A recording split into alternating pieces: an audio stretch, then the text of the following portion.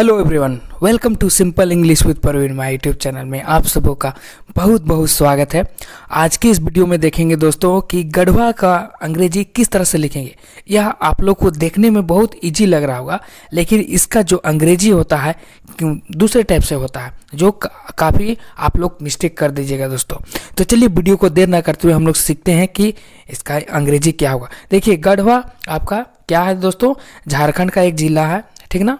और ठीक, तो देखिए इसका अंग्रेजी क्या होगा दोस्तों, GARHWA,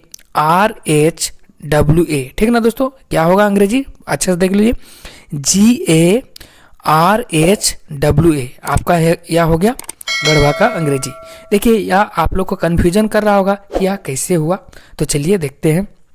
देखिए आप लोग को लगता होगा कि देखिए गढ़वा ढा के लिए क्या आप लोग लिख देते होंगे, DH लिख रहे होंगे। तो देखिए यहाँ भी लिख मैं दिया हूँ GADHAWA। देखिए और वाह का दो अक्षर होता है दोस्तों, V होता है या तो W, कुछ भी लिख सकते हैं, ठीक ना। तो यहाँ पे मैं W दोनों में लिख दे रहा हूँ, तो आप लोग लिखिएगा GADHAWA, तो आपका यह गलत हो जाएगा।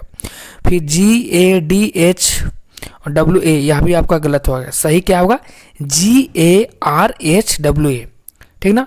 तो देखिए वो कैसे हो रहा है दोस्तों, वो इसलिए हो रहा है कि देखिए ढा का दो इंग्लिश होता है, आपका RHA या तो DHA होता है, ठीक ना। जब पूरा ढा रहेगा दोस्तों तो RHA होगा और DH होगा, और आधा ढा होगा तो क्या होगा, केवल RH या तो DH होगा, क्योंकि पूरा ढा में आपका आ का साउंड होता है। तो आ का साउंड के लिए हम लोग ए लेते हैं, इसलिए यहाँ पे आपका ए है, सब में ए, ठीक ना। इसलिए अब देखिए आपका, देखिए आप लोग को लग रहा है अगर DH लेंगे तो यह गलत हो जाएगा। DH यहाँ पे नहीं लेना, हम लोग को RH लेना है। अब तो RH लेना है तो आ का साउंड यहाँ पे आ क्यों गायब हो गया दोस्तों। तो यहाँ पे देखिए किस तरह से प्रोनाउंस किया जा रहा है दोस्तों, प्रोनाउंस इस तरह से किया जा रहा है, इसलिए आ का साउंड गायब हो गया दोनों। देखिए गढ़, उसके बाद वाह, देखिए गा का लिखें GA और ढा लास्ट में आ रहा है, तो देखिए आ का साउंड देखिए लास्ट में आता है। देखिए हम लोग क्या करते हैं, जैसे गढ़ का आधा गा है दोस्तों, उसके बाद आ की मात्रा है, उसके बाद आपका ढा है, उसके बाद आ की मात्रा है, ठीक ना।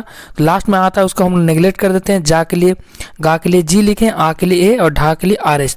तो इस तरह से हुआ, यहाँ पे A आपका गायब हो गया। और वाह का तो W लिखते हैं, और आ के लिए A या तो AA लिखते हैं, ठीक ना दोस्तों। तो WA लिखते हैं। तो इस तरह से गढ़वा हुआ, क्या हो गया, इस तरह से आपका गढ़वा हुआ। तो देखिए यहाँ पे आप लोग को मैं बता देता हूँ किस तरह से अंग्रेजी आया। आप लोग लिखिएगा, पहले गढ़ प्रोनाउंस कीजिए दोस्तों, उसके बाद आप लोग वाह प्रोनाउंस कीजिए। तो गा के लिए क्या लिखते हैं, GA लिखते हैं, ठीक ना।